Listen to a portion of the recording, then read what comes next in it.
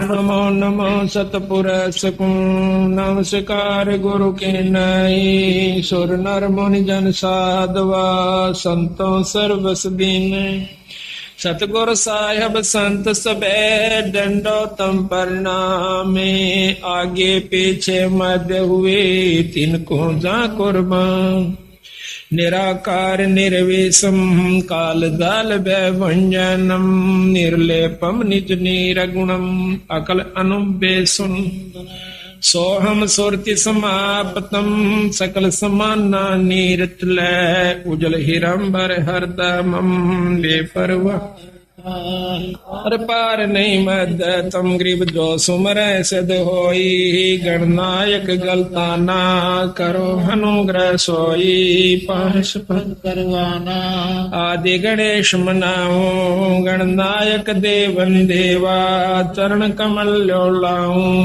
आदि अंत करो सेवा परम शक्ति संगीतम हृदय सिद्ध दाता सोई अविगत गुण यलितम सतपुरुष निर्मोही जगदम्बा जगदीश मंगल रूप मुरारी तन मन अर्पो शीशम भक्ति मुक्ति भंडारी सुर नर मुनि जन ध्याम ब्रह्मा विष्णु महेशा शेष शेष मुखा में पूजे गणेशा इंद्र कुबेर सरीखा वरुण धर्म राजा में समर्थ जीवन जी का मन इच्छा फल पावे 33 कोटि धारा जावे से 88 उत्तर बोधल पारा की भांति 33 कोटि धारा से 88 उत्तर बोधल पारा कट है यम की फांसी सत्साई।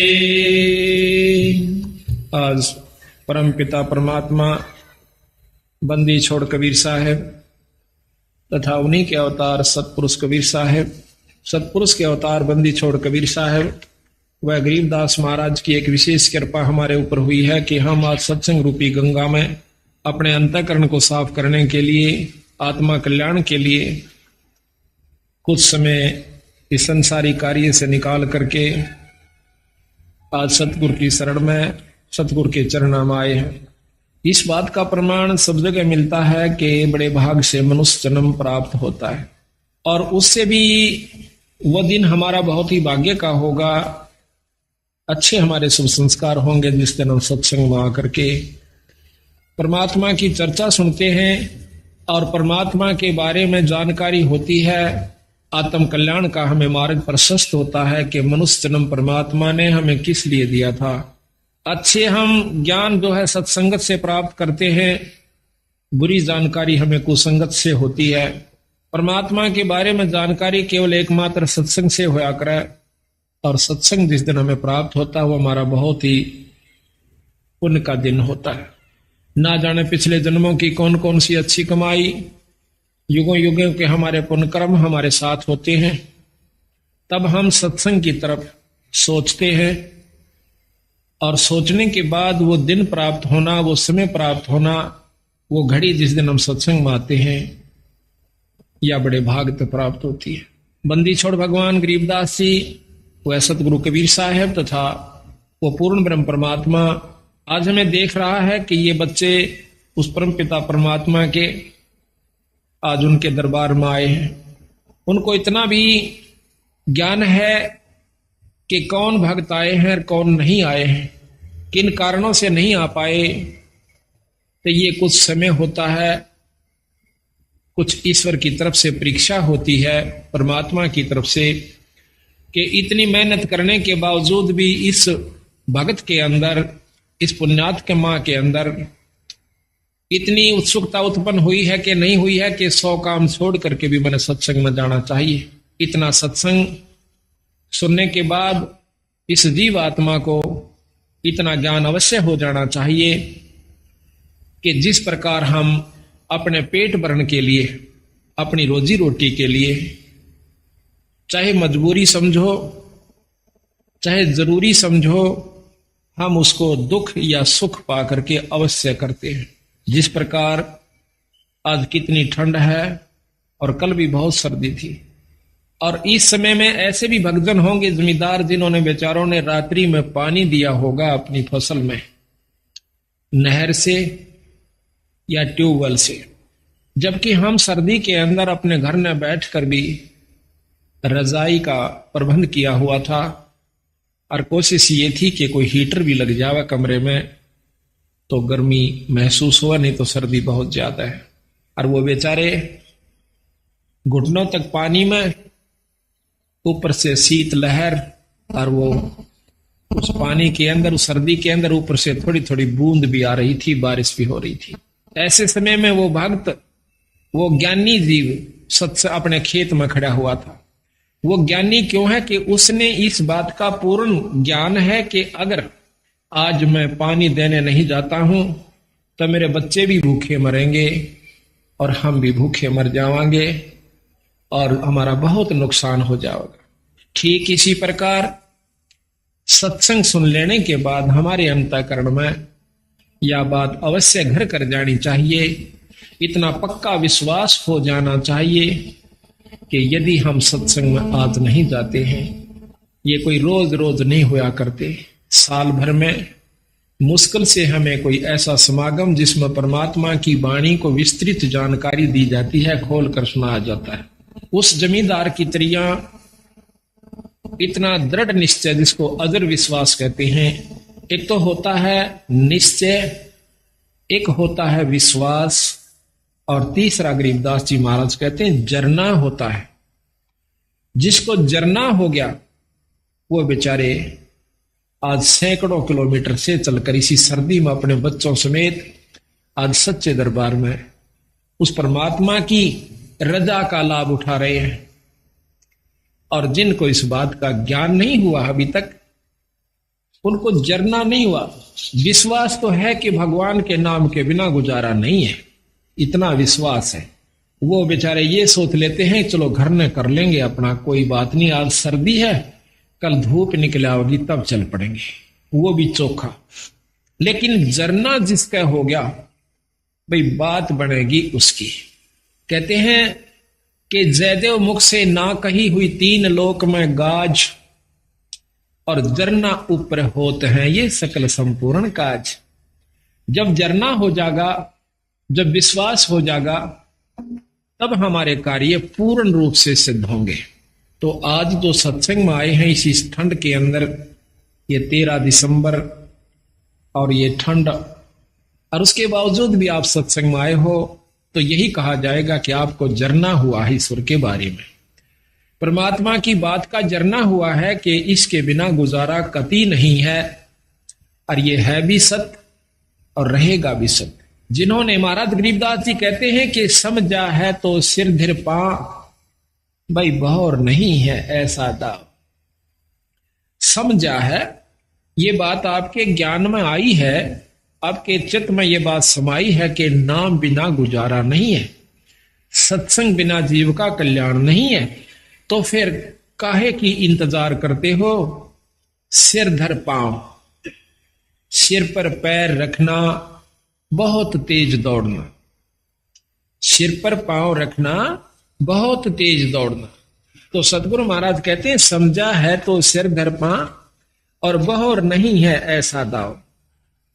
ना तो ये मनुष्य शरीर बार बार मिलेगा, और मनुष्य शरीर कहीं मिल भी गया किसी युग में, हजारों वर्ष, लाखों वर्ष, लख 84 भोगने के बावजूद, और वो हो गया ऐसे स्थान पर जहां पर परमात्मा की चर्चा का होना भी मुश्किल है, तो उस मनुष्य जन्म से भी आपको कोई लाभ नहीं होगा।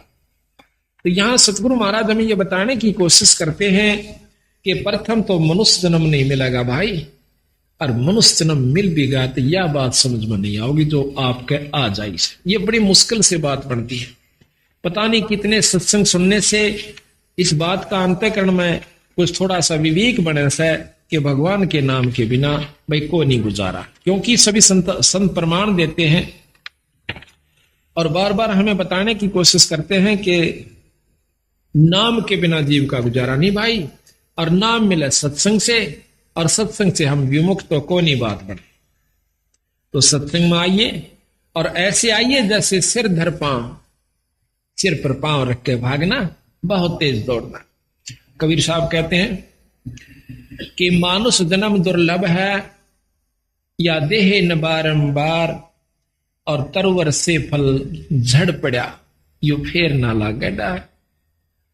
एक बार एक फल या पत्ता कहिए वृक्ष से एक बार झड़ जाता है, दोबारा उस पर नहीं लगेगा। ठीक इसी प्रकार संतों ने इस मनुष्य जन्म को बताया है, एक बार आपके हाथ में छूट गया कोई फेर नहीं मिलेगा। इससे पहले पहले आप आने से बहुत कुछ लाभ उठाना है, वो आप कीजिए। तो इसकी जानकारी कहां से होती है? सत्संग से होती है। आज आपका सौभाग्य है कि आप सत्संग में आए हो।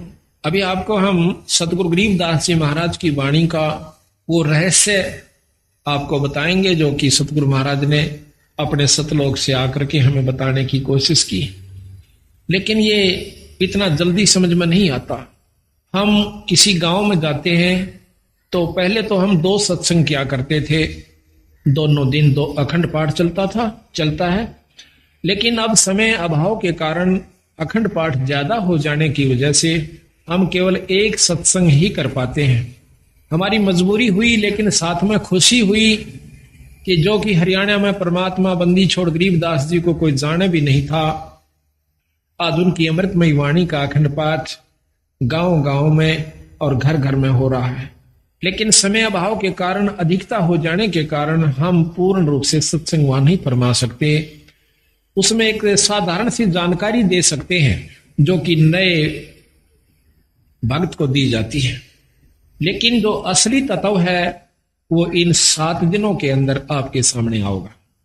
और जो इन 7 दिन के समागम को रुचि से एकाग्रचित करके और अपने मन को स्थिर करके और ध्यान से सुन लेगा, फिर उसके सामने कोई भी दिक्कत नहीं आवेगी और ना ही वो इस माया के वहम में, माया के चक्कर में फिर उलझ पाओगा।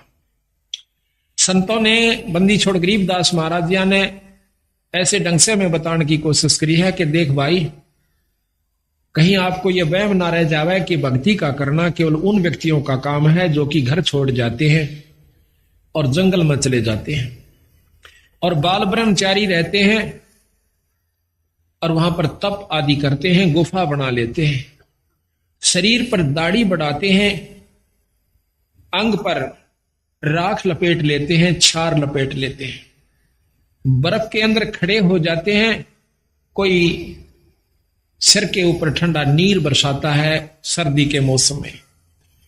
तो हम समझते हैं कि इतना कठिन कार्य, तौबा तौबा करते हैं कि हे भगवान, इतना कठिन कार्य कि ऐसी सर्दी में, जबकि हमने तो वैसे ही ठंड लग रही है अपनी दरसी और रजाई के अंदर भी। और एक भक्त एक मटके के अंदर सैकड़ों छेक करवा लेता है और उसको एक तिपाई के ऊपर रख कर और उसके अंदर बहुत ठंडा जल ऊपर डलवाता रहता है मटके में, और मटके में से पानी झरके के झरने के रूप में और उस भक्त के ऊपर, उस संत के ऊपर पड़ रहा है। तो ऐसी सर्दी में जब हम उसकी इस प्रक्रिया को देखेंगे तो एकदम कलेजा हिल जाता है कि इतनी ठंड में और ये बर्फ के पानी को अपने ऊपर डाल रहा।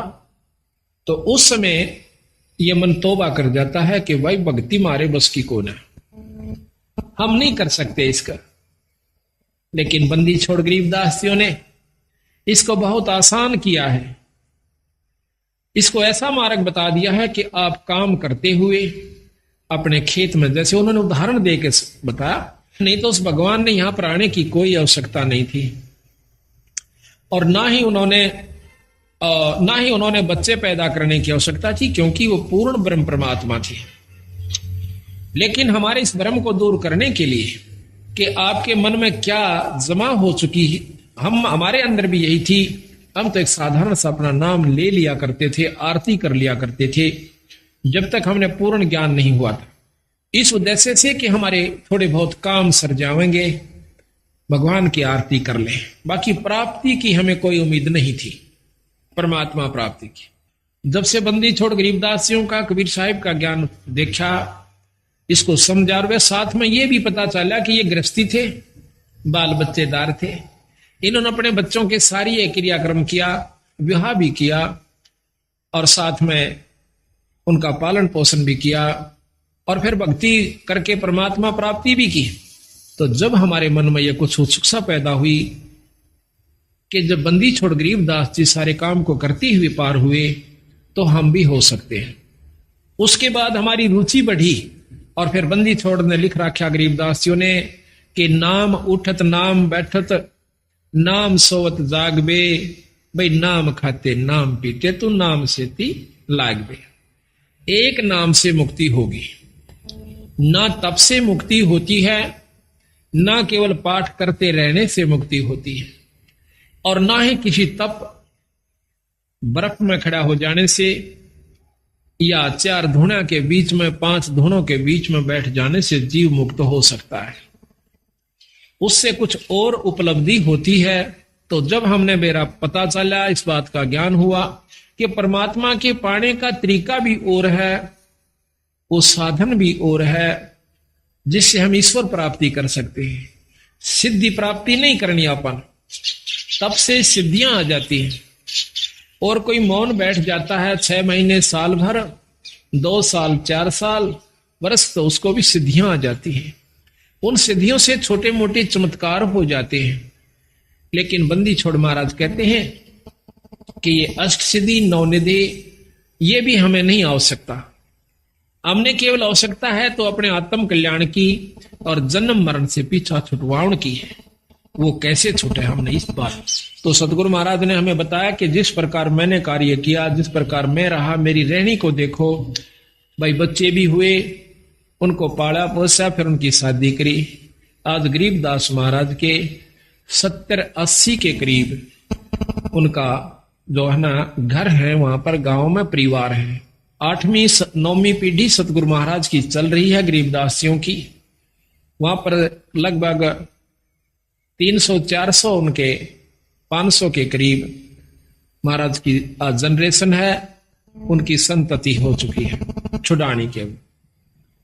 तो उन्होंने हमें यह बताया कि भाई इस वहम में मत रहना कि भक्ति वही लोग क्या करते हैं जिन्होंने दाढ़ी बढ़ा रखी हो, सिर पर जटा बढ़ा रखी हो, या बहुत बड़े संस्कृत के ज्ञाता हो, चारों वेदों को बहुत ही लतीफेदार ढंग से सुना रहे हो।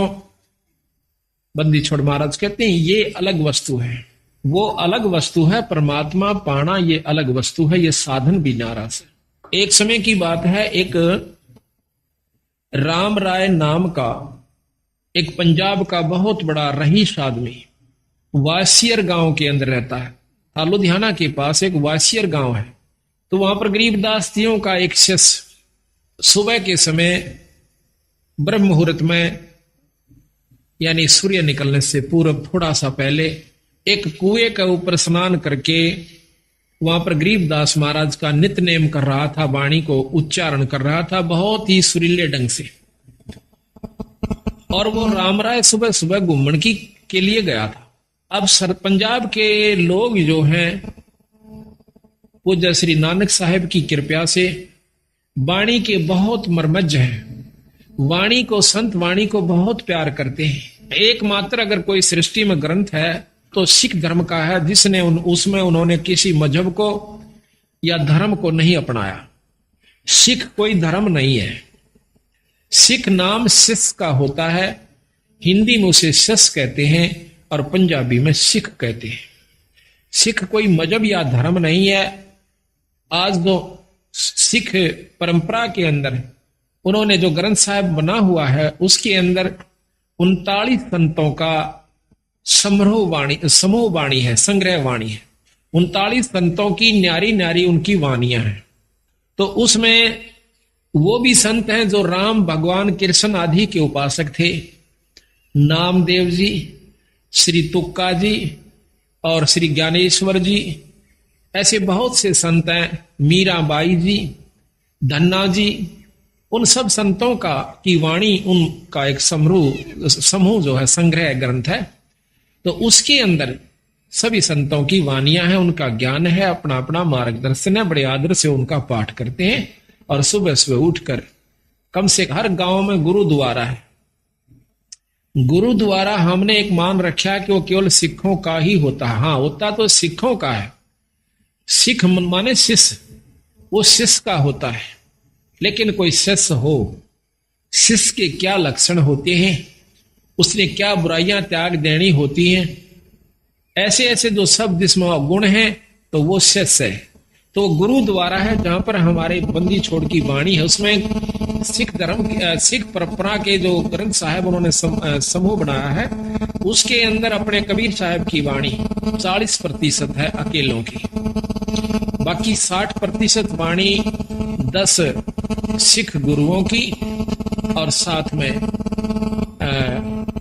28 दूसरे संतों की वाणी है, जो केवल 60% महाजन है। तो वो भी कबीर साहब को बहुत महत्व देते हैं। इस वाणी को सुनकर उनकी आत्मा में शरणाट उठा है। कोई भी ऐसा, मैंने पहला क्षेत्र देखा है पंजाब में जो जाते हैं जब, कि कोई भी धार्मिक कार्य उसमें हो रहा है तो कोई भी ऐतराज नहीं करेगा, किसी प्रकार का भी है।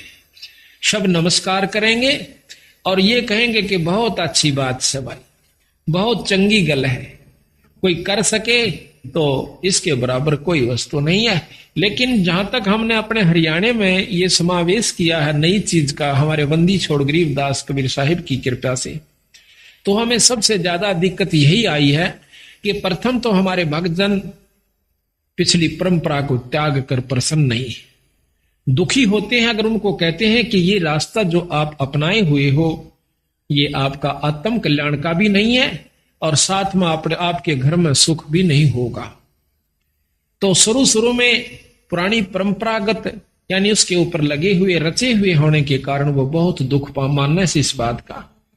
और फिर जब देखते हैं हमारी एकदम की नई प्रक्रिया के घर में पाठ करते हैं, उस कमरे को साफ करते हैं और फिर अपने सत्संग के द्वारा उस परिवार के अंतःकरण को साफ करते हैं, उस सारे परिवार का अंतःकरण साफ करके फिर उनके अंदर ये समावेश करते हैं कि अगर सृष्टि के अंदर कोई पृथ्वी पर इस सृष्टि में कोई शक्ति है तो गरीबदास महाराज है, ये बंदी छोड़ कबीर साहब है, ये पूर्ण ब्रह्म परमात्मा है।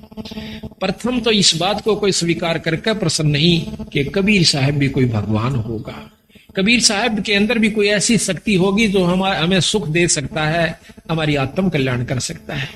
हमने केवल अपने उन्हीं पुराने शास्त्रों के ज्ञान को ही आरूढ़ मान रखा है, तो उसके अनुसार भी हम पूर्ण साधना नहीं करते जो कि हमारे पुराने शास्त्र हैं। वो भी आखिर में हम कहाँ आगे देखा देखी जैसे भी अपनी साधना, कोई आठम, कोई छठ, कोई चौथ, कोई पांचम, कोई ग्यास, कोई द्वादशी, एकादशी, इन्हीं को माउस पूर्णिमा को पूज पाज करके और धाम स्थान पर किसी भी धाम पर जाकर के अपना मत्था साल भर में एक बार टेक करके अपनी आत्माओं को ये प्रसन्न मान लेते हैं, हम खुश हो जाते हैं कि हमने बहुत कुछ कर लिया। तो हम उनको बताते हैं जाकर के कि गरीबदास महाराज जियों ने ये बताया है कि ये साधना आपकी ठीक नहीं है। तो इन बातों को सुनकर जो समझदार होते हैं वो तो नजदीक लग जाते हैं, जो अनजान होते हैं वो बल्कि नाराज हो जाते हैं कि ये तो हमारी पुरानी परंपरा को खत्म करना चाहते हैं। देखो, समय अनुसार हमने बदल भी जाना चाहिए। जैसे पहले हम हाथ का गंडासा होता था, सानी काटने का यानी कुट्टी करने की जो मशीन है वो हाथ से, पहले पुराने समय बताते हैं कि एक उसको गंडासा ही कहते हैं यहाँ हरियाणा की आदि भाषा में, हरियाणा रोहतक जिले में तो फरसा भी समझो, ऐसे हाथ से पकड़ लिया करते थे। एक तरफ से उसको गहरा कहो, उसको भूस कहो, और दूसरे हाथ से नहीं, उसके हाथ के बिल्कुल साथ से ऐसे हाथ से काटा करते थे। हमने खुद देखे हमारे दादाजी काटते हुए, वो सुबह उठ जाया करते 2 बजे 3 बजे और कटाए कट शुरू में और काट कर ढूला दिया कर।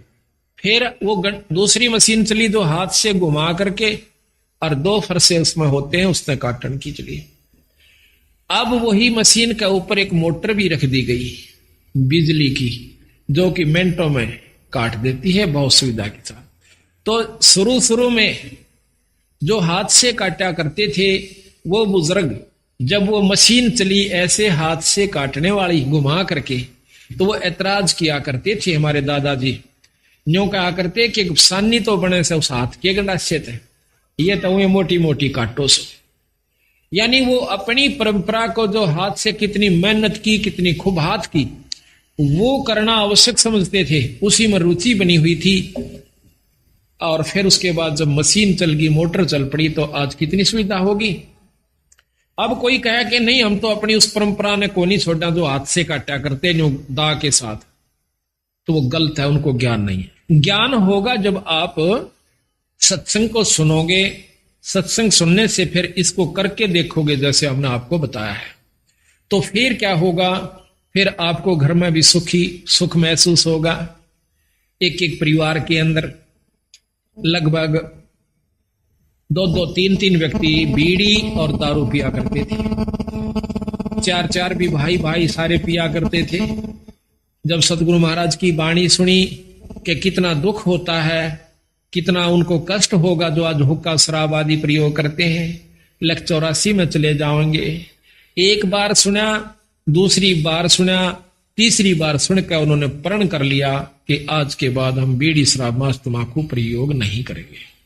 तो इसी प्रकार मैं कहना ये चाहूं था कि बंदी छोड़ गरीबदास महाराज की जो वाणी है, ये यहां हरियाणा में प्रवेश करने में हमें बहुत दिक्कत आ रही है, लेकिन उसके बावजूद भी प्रोग्रेस इतनी आवश्यकता से अधिक होगी, उम्मीद से भी ज्यादा होगी। उम्मीद नहीं थी कि ये भक्तजन इतने जल्दी से इस बात को समझ लेंगे।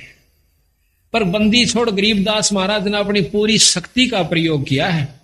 कबीर साहब ने अपनी पूरी रजा बख्श के दिखाई है कि ये काम मैं कर सकता हूं, जो ये कहन लागरे से, जो आपको ये रोजाना बताते हैं, ये कार्य मैं कर सकता हूं, और वो करके दिखाया है। जब इन भक्तों को यह बात समझ में आई है कि कबीर साहब भी कोई परमात्मा शक्ति है। यहां पर भी आपको मैं सैकड़ों आए हैं, पर इनमें तो सारे के सारा के घर में जो जो सुख हो रहे हैं ये अपने मुंह तो बता सकते हैं जब से सतगुरु शरण में आए। लेकिन 1-2% जिनको लाभ नहीं प्राप्त हुआ, उसके पीछे रहस्य बताया कबीर साहब ने कि कबीर सतगुरु के दरबार में भाई कमी काहे की ना, और हंसा मौज नहीं पावता तेरी चूक चाकरी में। अगर तुझे पूर्ण लाभ पूर्ण मौज भगवान नहीं बख्श रहा है कबीर साहब, तो तेरी चाकरी में, तेरी सेवा के अंदर अभी बहुत कमी है, अपनी बहुत कमी है तेरे अंदर। नहीं, जब 98 व्यक्तियों को परमात्मा पूर्ण लाभ दे रहा है, बंदी छोड़ दर्शन दे रहा है, और उनको वो झलक नजर आ रही है जो वर्णन करते हैं हम रोजाना, तो आपको नहीं आई, तो भाई आपकी चूक चाकरी में, आपकी कोई सेवा में कमी है, आपके कोई नियम में कमी है, आप में भी कोई अहंकार अभिमान बकाया से। तो सतगुरु महाराज को अहंकार तो लेस मात्र, मान में म्यान कहते तलवार का जो ऊपर का कवर होता है, उसके अंदर 2 खड़ग 2 तलवार नहीं समा सकती, किसी रूप में भी नहीं समा सकती। इतना इम्पॉसिबल असंभव कार्य है कि राख्या चाहे पिया चाहे प्रेम रस, और राख्या चाहे मान, एक म्यान में 2 खड़ग, भाई देखी सुनी ना कान। तो अहंकार तो एक लेश मात्र भी ईश्वर को पसंद नहीं है, और जिनमें अहंकार नहीं रहा उनको परमात्मा का दीदार हुआ, दर्शन हुआ, आत्म कल्याण है।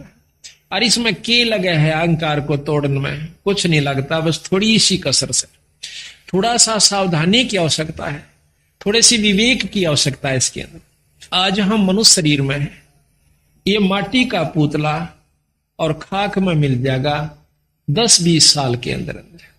और फिर हमारे ऊपर महाराज ने लिखा है कि कबीर काहे गर्भियो, और ऊंचा देख आवाश, और काल पड़े भू लेटना तेरा ऊपर जामे घास।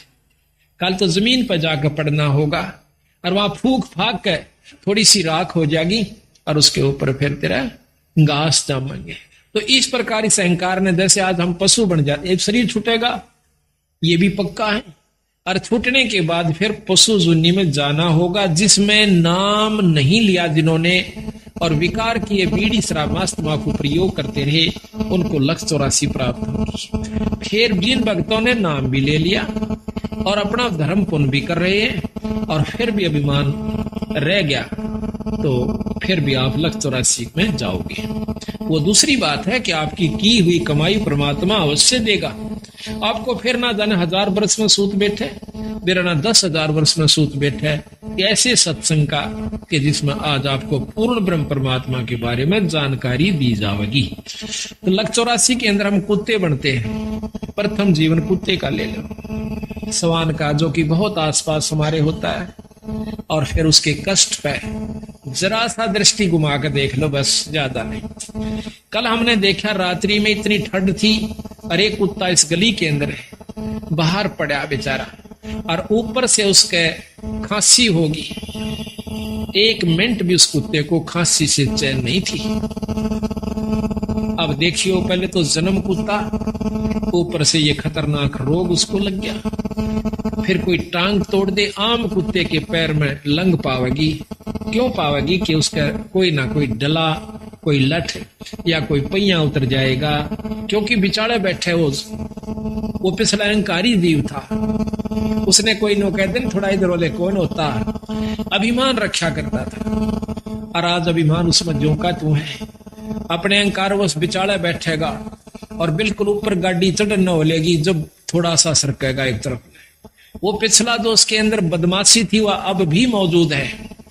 कई कुत्ते ऐसे देखें कि जीप ऊपर चढ़ न हो जाएगी जब थोड़ा सा हलते हैं, तो उस कष्ट के कारण, उस अहंकार के कारण उसने कितना भारा दुख मोल ले लिया। तो इन बातों ने याद रखेगा जो भगत, तो उसको कोई भी अहंकार नहीं रहेगा। अब हम सत्संग में यही सिखाते हैं। आप अपने घर में आजकल ऐसा कोई भी नहीं रहा जो डबल बेड ना ले रहा हो, और डबल बेड के ऊपर गद्दा भी बहुत मोटा हो से, और अच्छी बड़ी आज वस्त्र भी आप लिए हुए सो। तो हम आपको यहाँ ऐसी असुविधा देने की कोशिश करते हैं जो ज्यादा भी ना हो पर सुविधा भी ज्यादा ना। इसका कारण यह भी है कि आपके मन में वो अहंकार रूपी राक्षस बना ना रहे। जहां स्थान मिल जाए वहीं बैठ जा, चाहे नीचे मिलो, चाहे ऊपर मिलो, चाहे बोरी मिलो, चाहे कोई वैसे साधारण दरी मिलो, तो हम उस समय ये देखकर इस पर बैठ जाते हैं कि भगवान के दरबार में और काहे का मान। कबीर साहब इसके बारे में कहते हैं कि कबीर सत्संग में जाकर और गुरु से चावे मान, वो नर नरक में जावेंगे, युग युग बने सवान।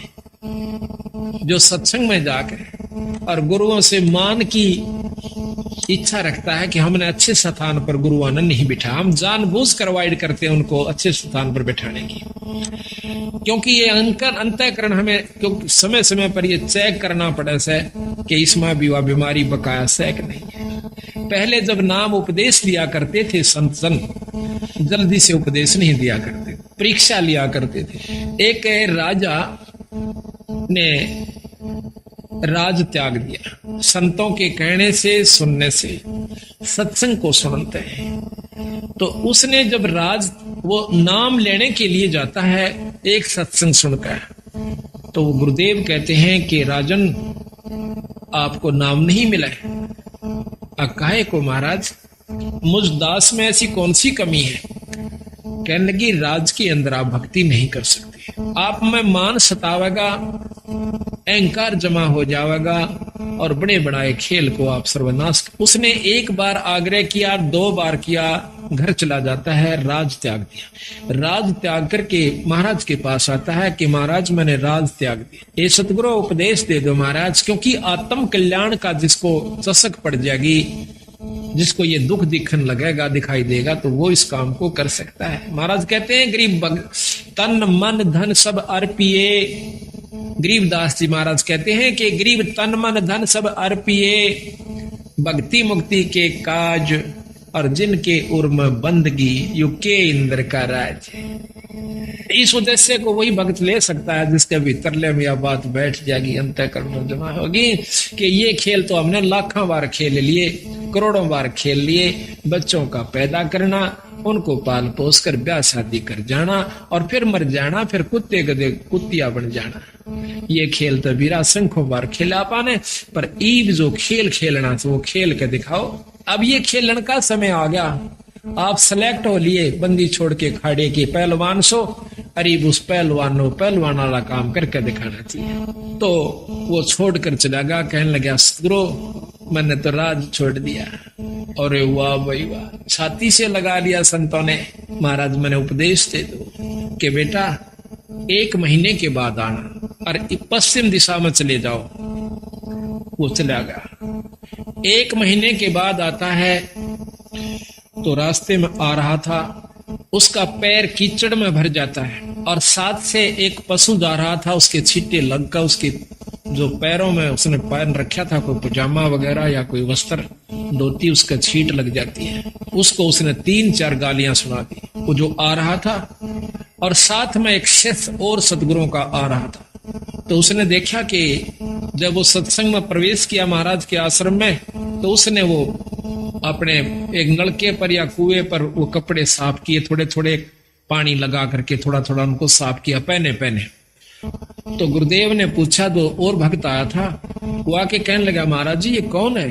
वो कपड़े साफ कर रहा। कहने लगा ये भाई बहुत बड़ा राजा था, इसने राज त्याग दिया परमात्मा पाने के लिए।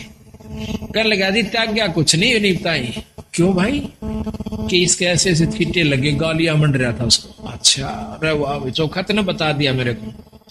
वो आके लंबी डंडौत करी। ओहो आओ भगत जी, राजा जी आगे। राजा कहा जब खुश हुआ, आओ राजन बैठो। बड़ा प्रसन्न हुआ, बैठ के सतगुरु उपदेश दे दो। अग बेटा अभी तो 1 साल के बाद आना। भोजन पाया, उठ के चला गया। 1 वर्ष के बाद फिर आता है, वापस आकर के अब सतगुरु ने पूछा कि देखना कि आज वो आएगा। दिन रख दिया कि उस दिन आना और इस समय आना। ऊपर से एक भंगण को जो उनकी शिष्या थी उसको कहा कि जब ये व्यक्ति आवे इसके ऊपर कूड़ा डाल देना छत से। तो वो ठीक समय पे घंटा आध घंटा इधर उधर वो ताक में रही और ऊपर से उसने जब वो आ रहा था तो उसके ऊपर कूड़ा डाल दिया। कूड़ा डालते ही वो, हाँ जब उसने पूछा था सतगुरु मुझे नाम क्यों नहीं मिलेगा, कहने लगा भाई आपने ये कीचड़ लगा जब उसको गालियां दे दी जिसकी भैंस पशु था साथ में। ऐसा नहीं करना चाहिए, संत के अंदर ये गाली देने का स्वभाव नहीं होना चाहिए। इसने जीवित मरना होगा तो उसने ये ख्यास रखी कि भी आज के बाद मैं गाली नहीं दूंगा किसी को। तो देखा ऊपर से जब कूड़ा उसके ऊपर पड़ जाता है तो एक बार क्रोध से देखकर कहने लगा अगर मैं राजा होता, इतना कह गया बस चुप हो गया, गाली नहीं दी। अगर मैं राजा होता तो मतलब भाव ये था कि अब तेरा मैं पक्कल उतरवा देता। कह दिया चाहे ना कह दिया, भीतर ले मत आई वह बात।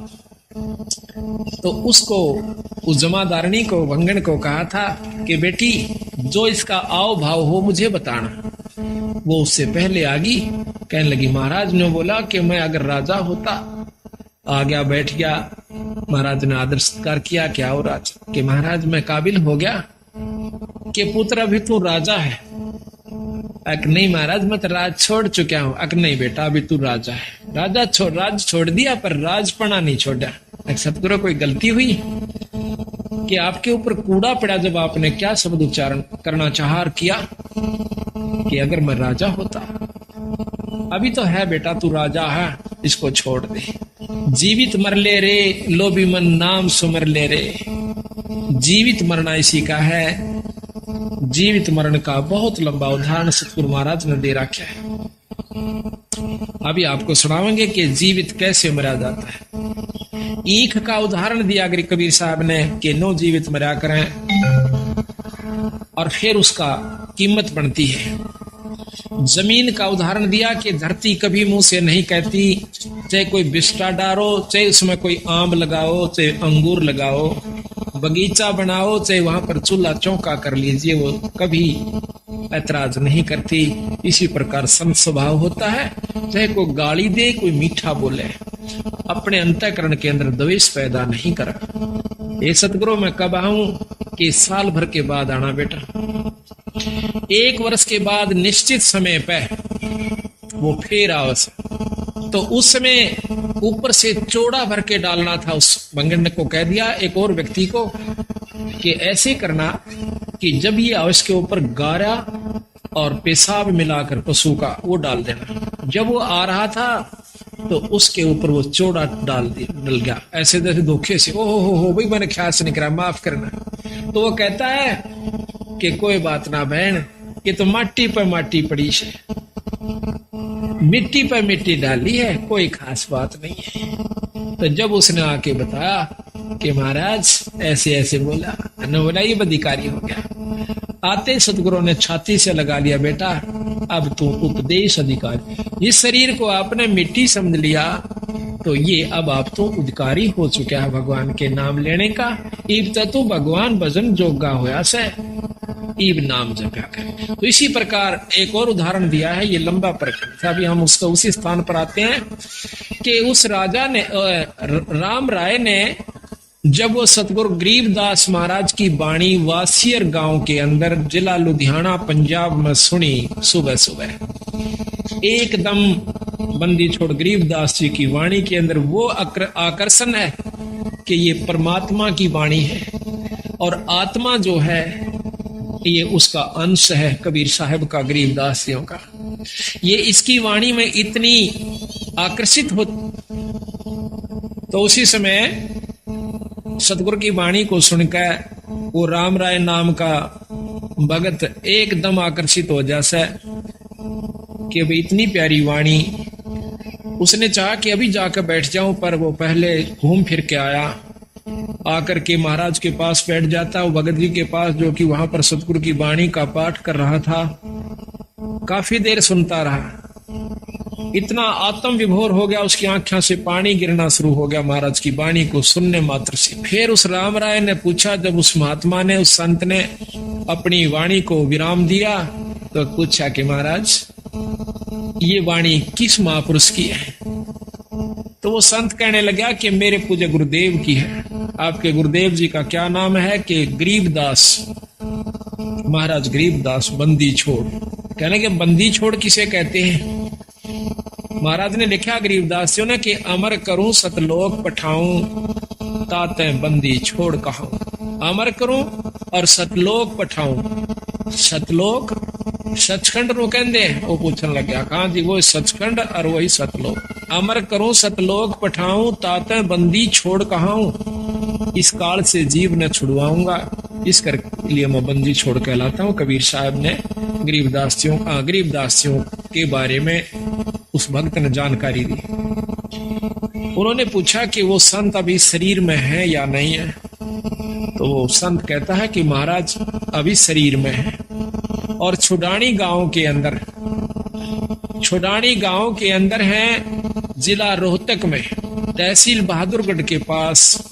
तो उन्होंने कहा कि मुझे पूरा पता लिखवा दीजिए। ऐसे संत के दर्शन करने चाहिए, ऐसे संत के दर्शन करने चाहिए, क्योंकि जिसको ज्ञान है वो कहता है, बंदी छोड़ कबीर साहब की वाणी में आता है, कबीर साध मिलन को चालिए तजमाया अभिमानी, जो जो पग आगे धरे वो सो सो यज्ञ समानी।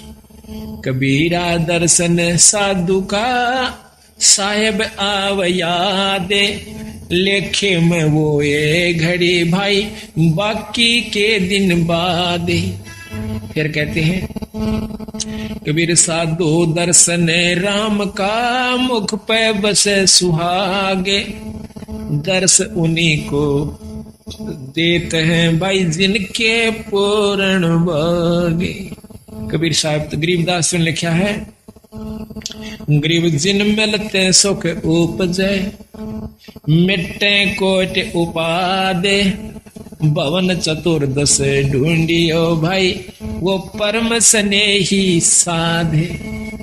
जिनकी मिलन मात्र से इतनी खुशी होती है, कहते ऐसे संत को चाहे 14 भुवन में भी आपने किताब मिल जाओ, वहां दर्शन करिए आइए। इस वाणी को उद्देश्य रखते हुए वो राम राय जी चल पड़ते हैं, गांव छुडानी में आए। आके छुडानी में पूछा कि गरीबदास महाराज कहाँ रहते हैं? गांव वाले कोई महाराज नहीं कहा करते बंदी छोड़ को। वो तो उस समय की बात है जो भगवान खुद आए थे। आज भी मेरे ख्याल में 90% व्यक्ति छुड़ानी के नहीं मानते गरीबदास जी, 90%।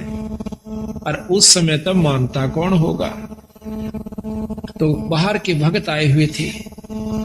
महाराज कहते हैं लाल तो परखे जौहरी और सबदा परखे साध, और कबीर परख ले साधु ने ताका मता आघात।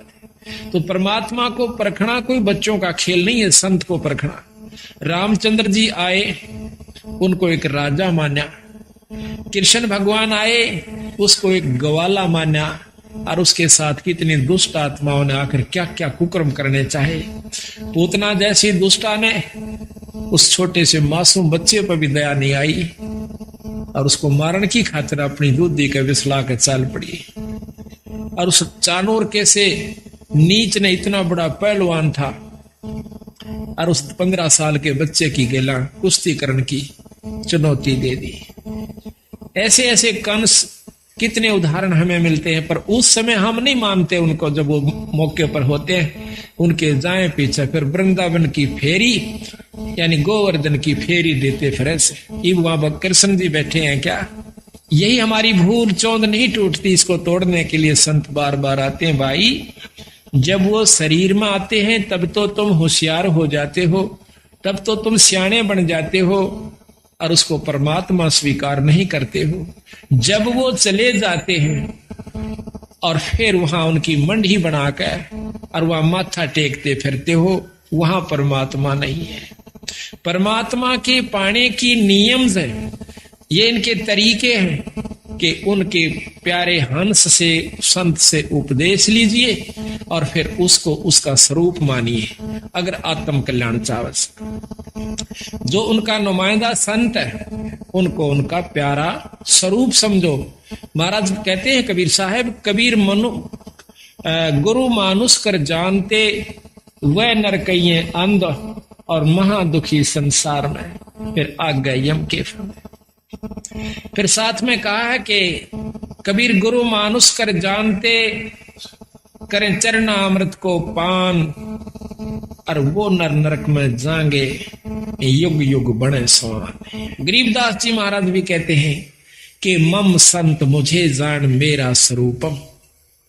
तो उस समय तक हम इस बात को स्वीकार नहीं करते हैं और फिर बाद में जब वो चले जाते हैं उनकी वहां पर यादगार बनाई जाती है, फिर मंदिर का रूप धारण कर लेती है। फिर हम जाकर के वहां पर अपनी, जब वहां भी उसके बावजूद भी कुछ आपके कार्य सर जाते हैं, अगर वो हाजिर थे उस समय उनसे प्रेम आप कर जाते हैं तो आपका सर्व कार्य सिद्ध होता। अब तो केवल वो धाम बन गया और धाम पर जाने का, मत्था टेकने का केवल एक फल है, मुक्ति फल नहीं है। हम भी जाते हैं अपने धाम छुड़ानी में, लेकिन वहां अगर हम बिना गुरु के जाते हैं तो हमें कोई लाभ नहीं होगा। एक साधारण सा लाभ, जैसे कोई पशु का ठीक हो जाना, जैसे आम देवी धाम पर जाते हैं, माता धाम पर जाते हैं, या अपने कोई अपना जो पितृ धाम होता है वहां जाते हैं, उनसे ज्यादा कार्य आपके छुड़ानी में सर सकते हैं उस धाम पर जाने मात्र से। लेकिन जन्म मरण की बीमारी आपकी मुक्ति नहीं हो सकती, क्योंकि महाराज गरीबदास जी खुद कहते हैं कि पूजे देई धाम को और शीस हिलावे जो, गरीबदास साची कह हद का फर है सो। बिना गुरु के संपर्क से कट जाने के बाद आप चाहे उस धाम में जाकर बस जाइए, आपकी मुक्ति नहीं हो सकती। और यही बीमारी हमारी खत्म नहीं होती, जिसके कारण हम चौथे युग में चक्कर काट रहे हैं, दुख पा रहे हैं। तो इसी प्रकार जब हम साध मिलन को चलते हैं उस समय तो वहां पर कोई भी उसको गरीबदास महाराज जी को परमात्मा स्वीकार नहीं किए हुए था। आज भी नहीं है, उस छुड़ानी के तो नहीं है। खुद गरीबदास महाराज की परंपरा के लोग भी आज दूसरी उपासना कर रहे हैं। कारण यह है कि उनको ज्ञान नहीं कि गरीबदास के प्रबल शक्ति थी। बाकी दूसरा गांव 90% व्यक्ति यही मान रहे हैं कि ये तो इनका दादा परदादा था, ये तो ज्ञात मानस है, इसमें थोड़े बहुत मान भी रहे हैं। वो मानते क्या है, पड़वासी वाले दिन अपने घर में खीर बना ली, रापे खा ली। ये मान हो रही से छुड़ाने के अंदर गरीबदासियों को मानने वालों की। और आज भी वो मूर्ख लोग जिन्होंने ज्ञान नहीं है, वो भी केवल न्यों कैसे कि बस धाम में माथा टेक ले, तेरा गुजारा ठीक हो जाएगा, पार हो जाएगा। और यही कारण था कि 250 वर्ष हो गए बंदी छोड़ने, 350 वर्ष हो गए, उन्होंने उन व्यक्तियों को सहयोग नहीं दिया जो कि गलत मार्गदर्शन कर रहे थे। यही कारण था कि केवल 10-5 व्यक्ति गांव में सिर्फ इतनी को छोटी मोटी मान के कुछ घर थे जो गरीबदास को, वैसे स्वाभाविक जैसे आम लोग कहते हैं हम तो ग्यास को मानते हैं, कोई कहते हैं द्वास को, तो वो कहते हैं हम पूर्णमासी को और छुड़ानी में जाते हैं। बस उनको ये नहीं मालूम कि वहां क्या परम शक्ति दबिया हुआ खजाना उस पूर्ण ब्रह्म परमात्मा का है। तो जब सतगुरु ने रजा करी, महाराज कहते हैं सतगुर नाल वड़ियाइयां दिन जाहे दिन दे। सतगुर नाल वड़ियाइयां उस बंदी छोड़ के हाथ में बढ़ाई है, वो किसने देवे से और किससे अपना काम करवावे से। आज उनकी कृपा से आज हरियाणा में कितनी मौज कर दी बंदी छोड़ ने। और अब तो ये एक विस्फोट हो चुका है बंदी छोड़ की असली वस्तु का। अब तो ये फैलता जा रहा है, इतना फैल रहा है कि ये तो यथार्थ वस्तु है। छोटे छोटे बच्चे भी इस बात को समझ चुके हैं कि ये वस्तु, ये पूर्ण परमात्मा है और इनसे पूर्ण लाभ, पूर्ण मुक्ति हो सकती है।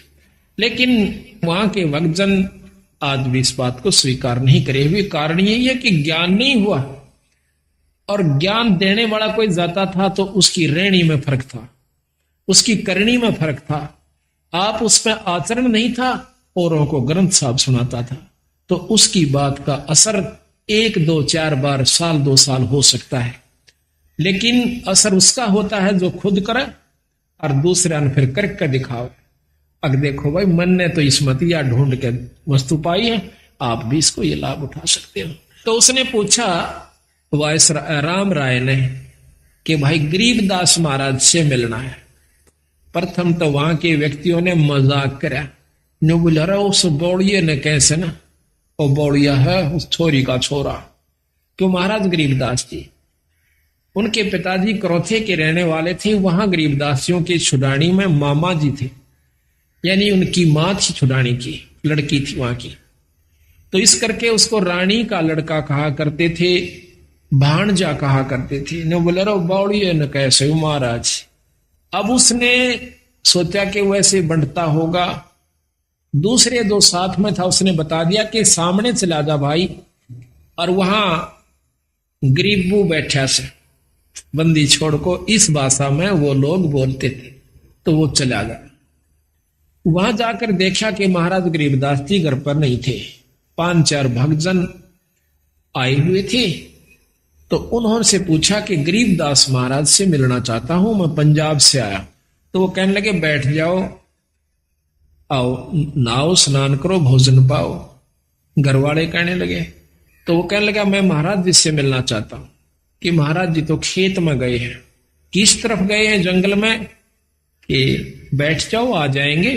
कितनी देर में आओगे?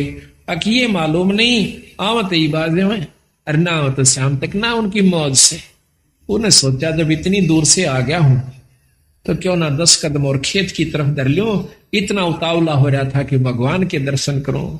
साधु दर्शन राम का, ईश्वरीय दर्शन होता है संत।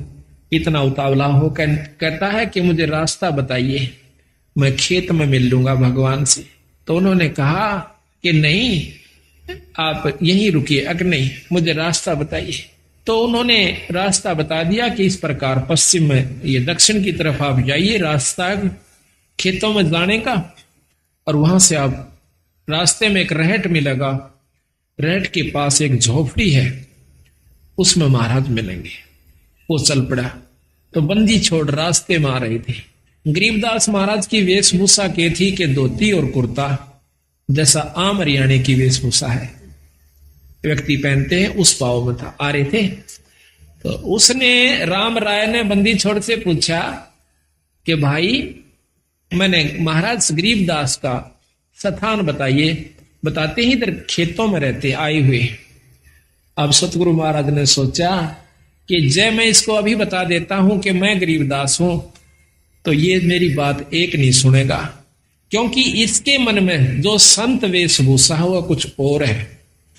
वो के सोच का आया था कि बहुत बड़े संत होंगे, सिर पर दाढ़ी बड़ी हुई होगी, लंबी जटा होगी, हाथ में कोई त्रिशूल होगा, कोई कपड़े होंगे तो गेरुआ होंगे, और नहीं होंगे तो तन पे एक लंगोटी होगी, एक कपड़ा छोटा सा होगा, और शरीर पर राख मसल रखी होगी। तो सतगुरु ने सोचा कि कहीं इस बेचारे का आना असफल ना हो जाए। बंदी छोड़ कहने लगे कि महाराज तो भाई आ जाओ, मैं मिलाऊंगा आपको। वो कहता है मैंने सुना है खेतों में गए, कोई नहीं अब घर को जा रही है। अब वो वापिस आ जाता है। सतगुरु महाराज जब घर पर आते हैं, जो भगत जन 10-5 वहां रहते थे, कुछ तो उनके नौकर थे सतगुरुओं के खेत में काम करने वाले, क्योंकि गरीबदास महाराज 2500 बीघे के मालिक थे। उस समय वो बीघा आज के 2.5 बीघे के बराबर, 2.25 बीघे के समान होता, जो कि 1 किले से थोड़ा ही कम होता है। 2.5-3 बीघे का, ये 5 बीघे का किला है आजकल जो एकड़ बनी हुई है, तो वो 2.5-3 बीघे का 1 बीघा होता था, पुराना बीघा जिसको कहते हैं। जो उनका इतनी जमीन थी 2500 बीघा।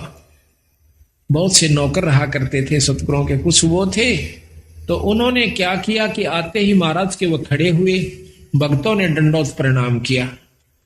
तो वो वायसराय ने सोचा कि यूं है कि वो गरीबदास महाराज एक भगत के कान पर लाग कर नजदीक से पूछता है कि गरीबदास महाराज कौन सा है। कह रे भोड़े, ये तू साथ है इनके, ये परमात्मा है गरीबदास महाराज। अब वो बैठ। अगर आप ये वीडियो YouTube पर देख रहे हैं तो हमारे चैनल को सब्सक्राइब करें और बेल आइकन को दबाना ना भूलें। अगर आप Facebook पर ये वीडियो देख रहे हैं तो हमारे पेज को लाइक करें।